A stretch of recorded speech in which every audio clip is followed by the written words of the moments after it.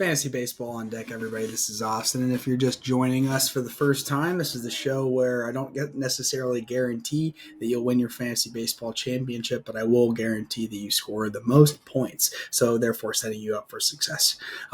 This is a 2022 fantasy baseball recap of kind of like how I did on the year, and you know what you should expect moving forward given the history. So, in my first league, as guaranteed and as promised, I am the leading point scorer by almost 1,000 points over the rest of the league. I finished in first place and I won monies.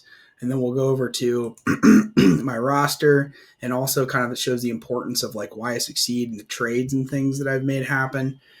Most of these players, a lot of these players were traded for. Obviously, you have to draft super duper well, but this is baseball having so many players, so many people, within the realm, the world of existence. You kind of have to keep up on who is doing what, sell high, buy low sort of thing.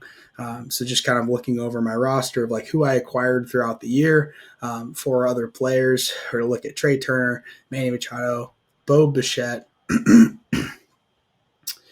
Brian Reynolds. I picked up Eloy Jimenez. He was dropped for whatever reason. Ronald Acuna Jr. And if we're going down, Corbin Burns and Brandon Woodruff and Jose Barrios were all pickups and or trades, mostly trades, to go through the year. So you got to draft super duper well. All these players, for the most part, are top five at very least in their position.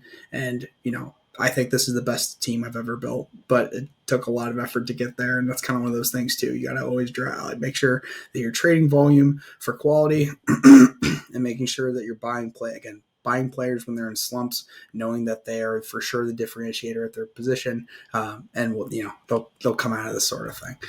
So let's go over to my second league. My second league, I by far had the best team in the league. By a lot. My points for, again, I just about scored everybody by at very least 1,000 points. A lot of the rosters in the league by almost 3,000 points. This was the best team by far that I've had in this league as well. But it was just, and I had a really good team last year too, but it's just one of those things where I got to the championship and I had Michael Kopech get hurt. I had Spencer Strider get hurt. None of my pitchers pitched double starts. Carlos Rondon got injured and then didn't end up pitching at all. So this was another team that I was very, very proud of. But just at the end of the day, a 1 week playoff is just not a great representation of what a team has been all year. So I finished second place this time by a margin of basically a home run in this league, and I was frustrated to say the least because I basically lost all of my pitchers, and I didn't have enough ads to replace Julio Rodriguez, who was hurt at the time, and fill in the blank. So, looking at this roster as well, players that I traded for, didn't necessarily draft. Traded for Trey Turner in this league as well. I traded for Ketel Marte, and he was just a throw-in to get Aaron Nola, so he wasn't really the guy I was going after. He had a down year. But everybody else was drafted and picked up as of batters. Aaron Nola was traded for. Lance Lynn was picked up. We'll go through.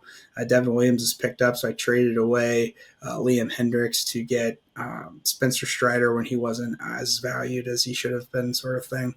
And then I traded for Carlos Rondon, who's a top 5 player in his position, and so on and so forth, drafts and stuff. So again, had another really successful year, but you got to set yourself up successfully in the draft to be able to trade for bigger and better pieces. Just slowly but surely make marginal increases that sum up to a huge improvement in overall quality.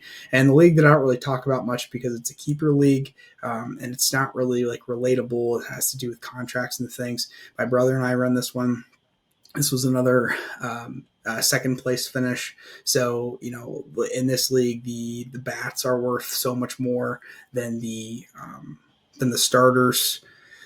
And if we go to just like a week that we had at full strength, making trades and making things happen. We were able to put together another really successful team. Again, finishing in second place. Our finishes so far in this league that we've run this together, we finished in first place, second place, and second place.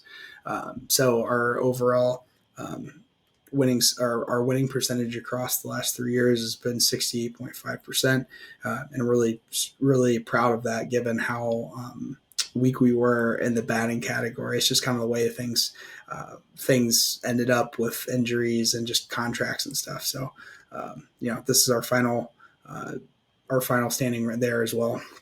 And so all of my leagues put together and how much money that I earned comes out to a whopping, if I drag this down, $540, which is awesome, right? Like, it's something that we do for fun, but at the end of the day, I'm giving you advice that you can make financial gains. It's kind of I look at it as gambling, but it's really really high calculated gambling and wagering and thing kind of day to day. Again, small incremental increases throughout the year equivalent to substantial improvements in wins. So really proud of this team as well, but it's just not really hard to it's not easy to report on to you guys because you can't relate to the league because their salaries and the keepers are just kind of get confusing. So what I can promise you guys again, and why this is a different account compared to the others, is I'm going to give you a draft sheet. I'm going to build this draft sheet just like I did this past year. I wasn't able to look at to see how many people accessed it, but at one point I logged on and I saw over 30 people on the spreadsheet all at once while draft sheets were being utilized and people are getting their drafts. So I thought that was extra cool. I really appreciate you guys' support. I'm going to give you 300 players plus of what I think of them and where I would draft them. And why or why not descriptions for each player. It takes me a lot of time, but I love it. Again, this is the whole concept is I'm giving you something of value for free. That's why I'm here. That's why I think that I'm different than the next guys, because I'm trying to not just tell you that I'm doing a good job, but I'm trying to teach you and share all of the information of how you can also do a really good job and share my tools basically to the public. So I'm going to do this again next year, and it will ideally be successful. And obviously, if you guys want to, feel free to go to my YouTube page, click on the link that leads you to the spreadsheet. I've got my fantasy football cheat sheet in there as well. But anywho, you're welcome to look through and figure out kind of where I was really, really right. And there was a couple of times I was pretty wrong, but that's just kind of how fantasy baseball goes. So anywho, I will go on to the next portion, which is kind of my overall predictions of where people would finish regular season wise. In the American League, I was off. So my top two finishers that I chose were going to be the Toronto Blue Jays and the Chicago White Sox, where I thought were going to be the number 1 and 2 teams in the AL. And that didn't quite happen, but having Toronto in the top 4, I'll take it where it is. I think that New York's not going to make it out of the first rounds. I think they're kind of riding the high of having a guy that hits 60 plus home runs. Their pitching isn't up to where it should be again, and I think it's going to bite him in the butt. Similarly, though, to the expectations of the New York Mets.